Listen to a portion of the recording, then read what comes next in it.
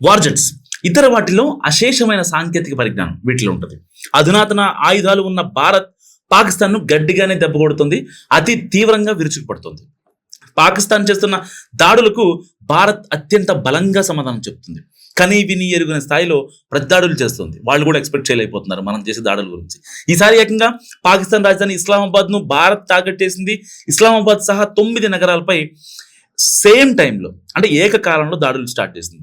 ఈ దాడులకు డ్రోన్లను ఉపయోగిస్తుంది భారత్. శత్రు దేశానికి అత్యంత కీలకమైన air Born warning and control system ను భారత్ ఫినిష్ చేసేసింది.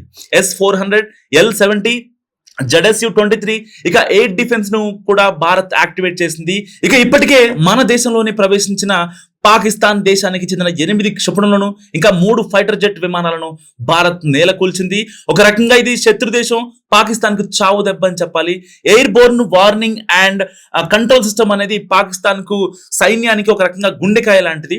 ఇది ప్రమాదాలను ముందుగానే గుర్తించి హెచ్చరిస్తుంది. అంతేకాదు దాయాది దేశం తమ ఇతర దేశాలపై ప్రయోగించే క్షిపణుల దిశ దశను ఎప్పటికప్పుడు వెల్లడిస్తుంది. అయితే ఈ సిస్టమ్ మొత్తం పూర్తిగా ధ్వంసం కావడంతో పాకిస్తాన్ కు దిక్కు తోచని పరిస్థితి ఏర్పడింది. దీంతో తర్వాత మిసైల్ ఎలా ప్రయోగించాలనేది ఆ దేశానికి అంతు పట్టకుండా ఉంది ఇప్పుడు.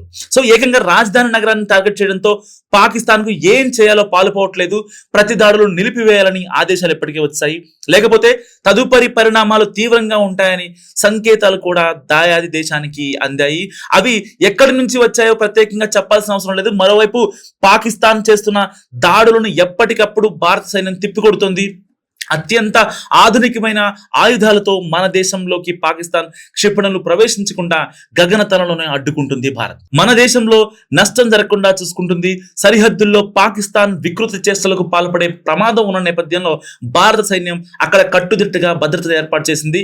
అత్యవసరం ఉంటే తప్ప ప్రజలు ఎవరు బయటకు రావద్దని కూడా సైన్యం హెచ్చరిస్తోంది. ఇప్పటికే పాకిస్తాన్ సరిహద్దుల్లో ఉన్న రాష్ట్రాల్లో హెచ్చరికలు జారీ చేస్తుంది భారత ప్రభుత్వం. స్థానిక పోలీసుల సహాయంతో భారత బలగాలు నిత్యం ఆ ప్రాంతంలో పహారా కాస్తున్నాయి. ఎప్పటికప్పుడు దాయాది దేశం నుంచి అక్రమ చొరబాట్లు జరగకుండా చూసుకుంటున్నాయి.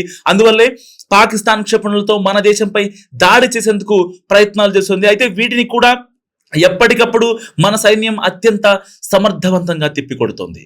ఈ వీడియో గురించి మీరేమనుకుంటున్నారో కామెంట్ రూపంలో చెప్పండి.